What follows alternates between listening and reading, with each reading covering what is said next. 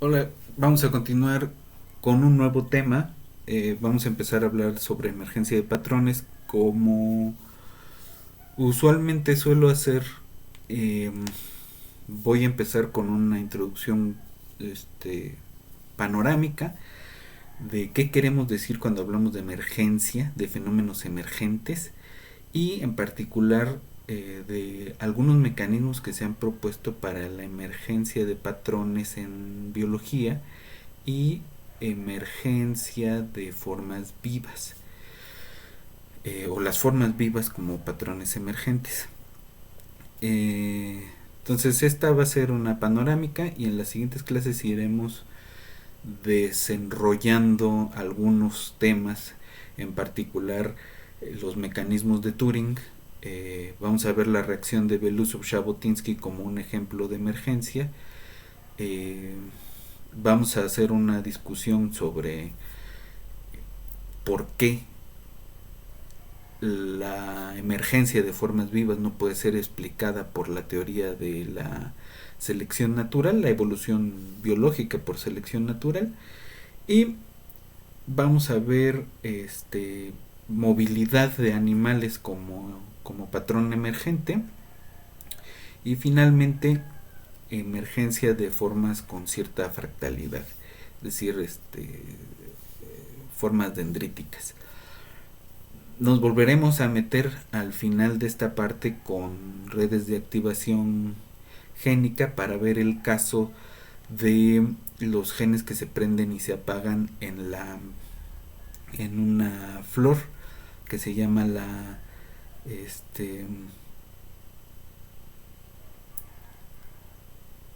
candonia esquismática. Y finalmente vamos a ver un problemita de geometría asociado a esa, a esa flor, ¿no? Entonces empezamos esta nueva sección y vamos a ver. Vamos a iniciar con el tema de emergencia de patrones y el día de hoy vamos a hacer una ligera introducción a qué queremos decir con propiedades emergentes, y para eso necesitamos empezar a hablar un poco de sistemas complejos, y algunos temas asociados con el estudio de esos sistemas complejos.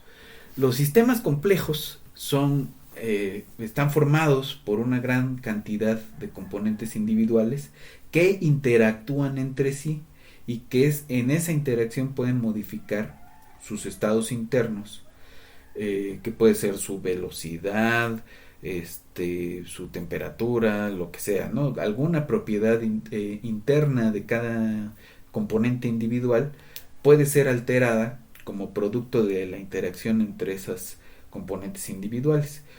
Los sistemas complejos pueden estar en regímenes críticos, es decir, pueden estar al borde de un cambio que implique una transición de fase. Esos regímenes críticos están caracterizados por la presencia de fluctuaciones espaciotemporales en todas las escalas posibles en las que estemos hablando del sistema. Eh, Esa criticalidad puede alcanzarse sin necesidad de estímulos externos en algunos casos. En esos casos vamos a decir que el sistema exhibe autoorganización. Las interacciones pueden generar comportamientos colectivos o globales que surgen como producto de esos comportamientos en la colectividad y no pueden ser reducidos a comportamientos individuales. Ejemplos de esto, de este tipo de sistemas, pues son los ecosistemas, ¿no? Interacciones entre bichos y el medio, ¿no? eh, que pueden ser además de muchos tipos. El, el sistema nervioso central, en particular el cerebro, ¿no? Es un sistema complejo, una red grandísima de neuronas que se interconectan, que cambian sus conexiones, que prenden y apagan regiones del cerebro de acuerdo a cuestiones que están ocurriendo. Ahora, ¿cuál es el patrón emergente aquí? El patrón emergente pues es la mente humana. No hay un lugar en el cerebro o en la red de neuronas donde podamos especificar. Ese es donde habita la mente humana, ¿no? Donde habita la imaginación, donde habita el el pensamiento concreto, abstracto, ¿no? Entonces, el pensamiento, la mente humana es una propiedad emergente del sistema. Las sociedades son un ejemplo de sistema complejo. No podemos reducir el funcionamiento de la sociedad a a los comportamientos o a los deseos de los individuos, sino a los comportamientos colectivos de esos cúmulos de individuos, cosa que descubrieron y que propagaron en su momento Marx y Engels y toda la gama de pensadores que lo siguieron. Pero hoy lo estamos redescubriendo con el lenguaje de los sistemas complejos.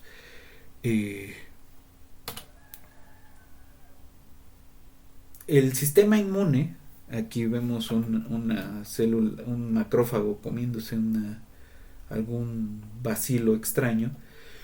El sistema inmune es un sistema complejo. Podemos conocer cómo funcionan sus componentes individuales, ¿no? Podemos pensar en los macrófagos, en los leucocitos, en los linfocitos, pero esa descripción, esa enumeración de componentes individuales no nos da información de cómo funciona en conjunto este sistema y cómo es la respuesta inmune como un patrón emergente de la interacción entre los distintos tipos de células del sistema inmune, mucho menos de las enfermedades, ¿no? Los sistemas económicos son otro ejemplo, aunque dependen de cómo funciona la sociedad y hay una interacción ahí, pero también, aunque podamos pensar que es una estructura con ciertas jerarquías, como sabemos que es piramidales, pues también el cómo interactúan en cada una de las jerarquías los componentes del sistema es lo que determina cómo funciona este sistema económico. Es decir, no es la jerarquía la que manda el funcionamiento económico, sino al revés, el funcionamiento de las fuerzas productivas es el que determina que este sistema se vea como una pirámide jerárquica. Y en eso podemos hablar también de sistemas económicos artificiales, como es el modelo Sugarscape de Axtel, que lo que propone es un sistema de acumulación de un bien que es el azúcar y de otro que es las especias, ¿no?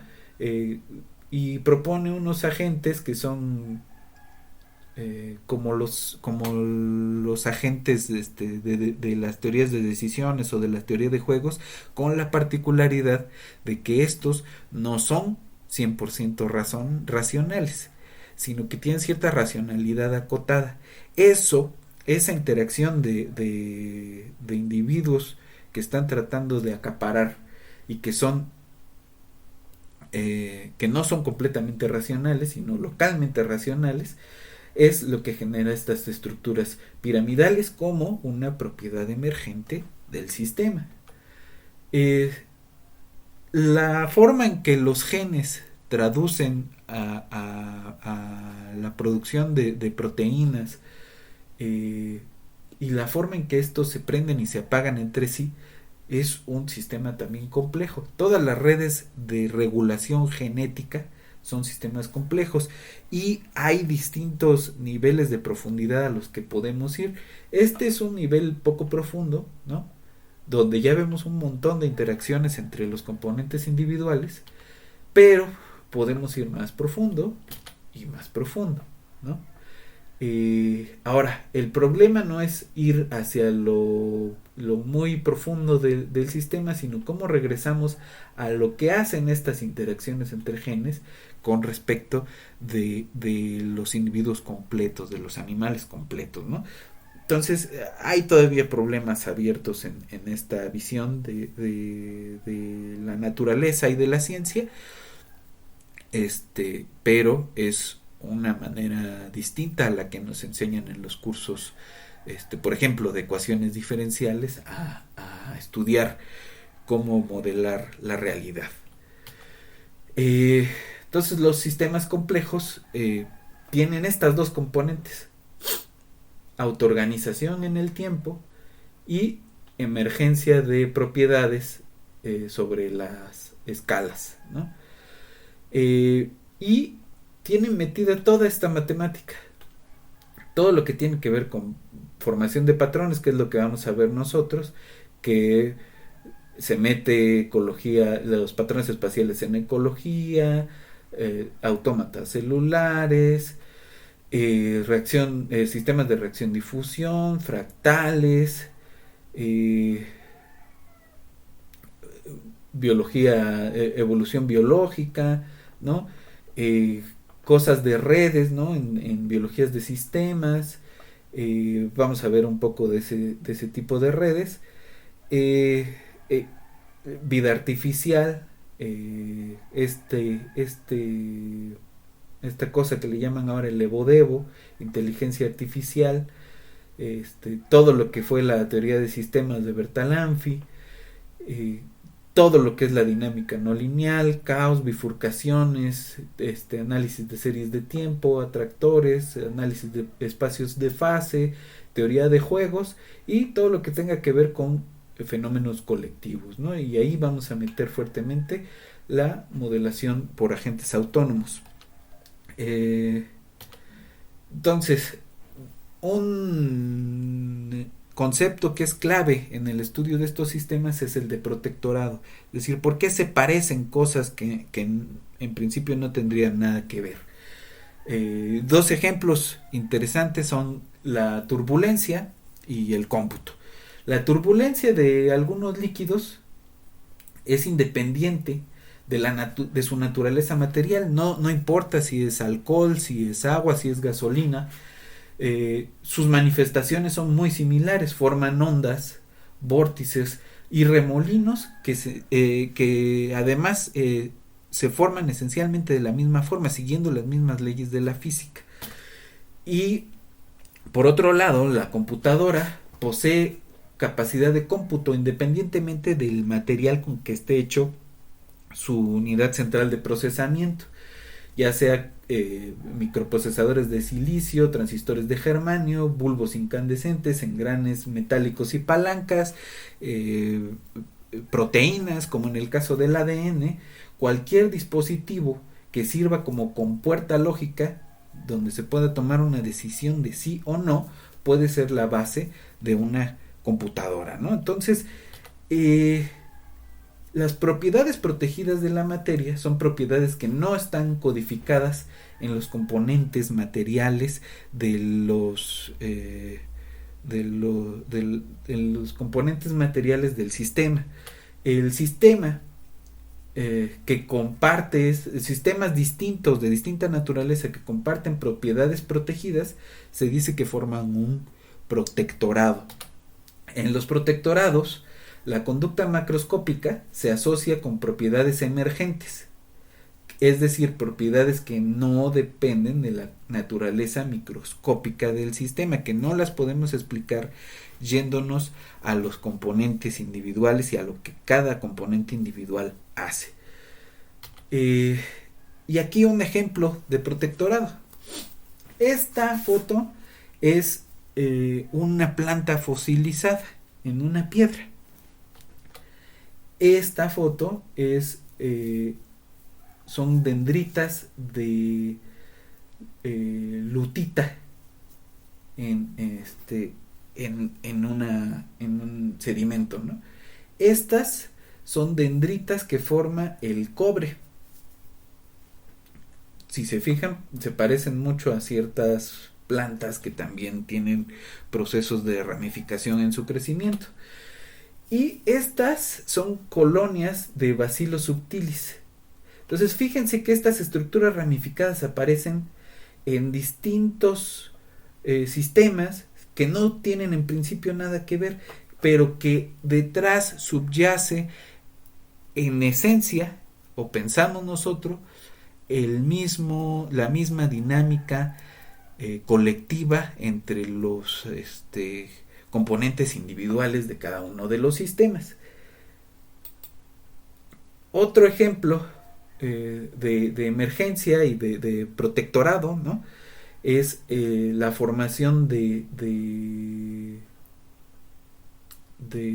orden espontáneo en el movimiento de grandes masas de animales. Entonces este es una parvada, este es una escuela de peces, y este pues es una manada de borregos, ¿no? Si han visto cómo se ordenan estas manadas, rebaños, perdón, cuando los perros empiezan a perseguirlos, se van apelmazando y forman esas nubecitas muy parecidas en esencia a las parvadas grandes de pájaros migratorios. ¿Qué hay de común entre estos tres? Que no hay un individuo que sea el que diga vamos a ordenarnos de cierta forma y sigan ese, sino que hay autoorganización, y de esa autoorganización emergen estas formas globales de estos sistemas que no tienen en principio nada que ver, salvo que están vivos y respiran, ¿no? Unos no respiran lo mismo, ¿no? Otro ejemplo de patrones emergentes pues son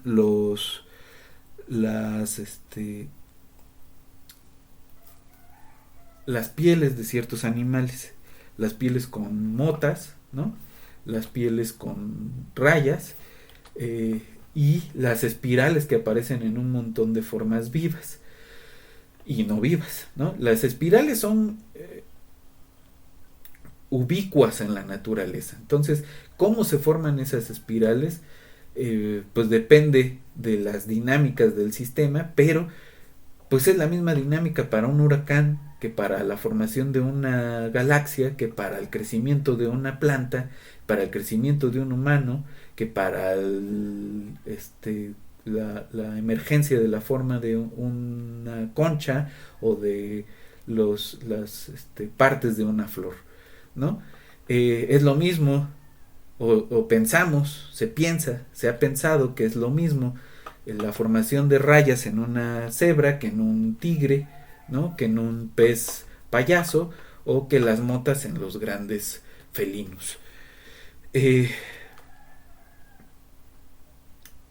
Y hablando de espirales, pues tenemos fenómenos como el de la predataxis del Myxococcus chanthus, que cuando se come a una colonia de Escherichia coli va formando estas ondas en espiral, que también aparecen en reacciones químicas como la de Belousov-Zhabotinsky, que además son la misma onda, si pensamos no en estos cortes transversales, sino en volumen. Además, estas ondas se rompen y forman ondas nuevas. Estos se llaman en inglés spiral waves, y gracias al Pedro Miramontes y al Faustino Sánchez Garduño nosotros las conocemos como ondas chocorrol. Y esas ondas chocorrol también aparecen, por ejemplo, en las descripciones espaciales de las ecuaciones de Fitzhugh-Nagumo que vimos al principio del curso, y en los sistemas de Turing, que trataban de explicar justamente cómo se forman los patrones de las pieles de los animales. Entonces, en las siguientes clases vamos a estar hablando de varias ideas de varias personas. En particular vamos a empezar hablando de D'Arcy Thompson, y de la descripción que de él hacen Faustino Sánchez Garduño y José Luis Gutiérrez en su libro del crecimiento alométrico de las formas, del crecimiento de las formas vivas. ¿Por qué? Porque Thompson, a pesar de haber sido un naturalista y una persona que fue coetánea incluso de Darwin, entendió muy temprano que la selección natural era solo una descripción y no una explicación, y que para hacer descripciones de cómo surgen y crecen las formas vivas había que meterle matemáticas. Es decir, es uno de los precursores de la biología teórica, y como eso lo vamos a retomar. Otro que vamos a hablar bastante va a ser el Boris Belousov. Vamos a hablar un poco de la historia del oscilador de Belousov-Zhabotinsky.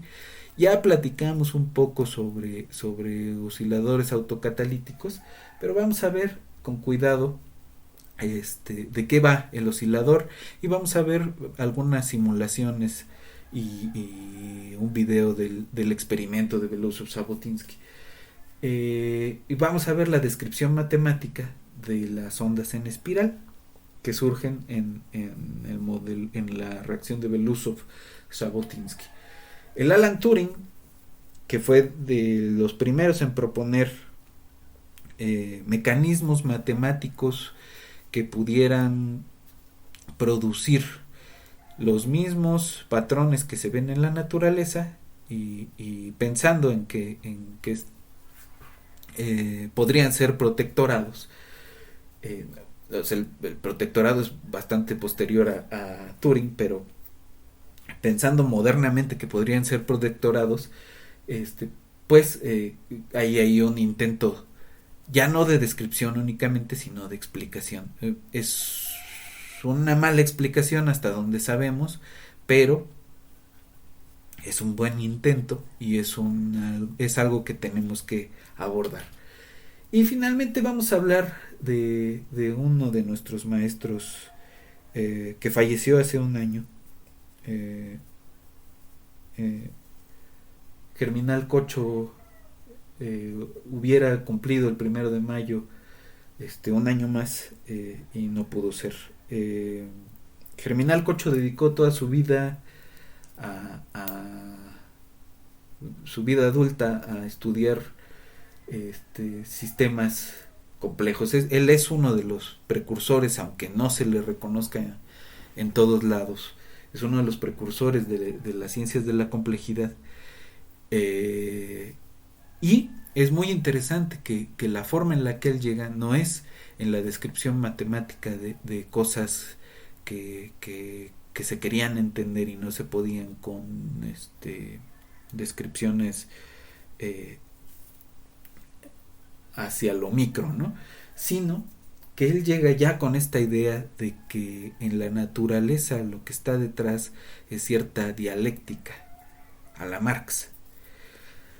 Y esa dialéctica él le llamó complejidad. Él es también uno de los precursores de estas ideas de que podemos sustituir ciertas partes de los experimentos con simulaciones computacionales suficientemente descriptivas, entre otras muchas cosas de las que él es precursor. Una gente muy solidaria con las causas sociales y con las causas justas, una gente muy lúcida, toda su vida fue muy lúcido, y que hoy hacen falta personas como él, ahora que estamos sufriendo a gente como Antonio Lascano, como Raúl Rojas, que en medio de esta emergencia no dejan de emitir sus opiniones cual si fueran verdades absolutas que en ciencia no tienen cabida. Entonces, ahí la dejamos. Nos vemos en la siguiente clase.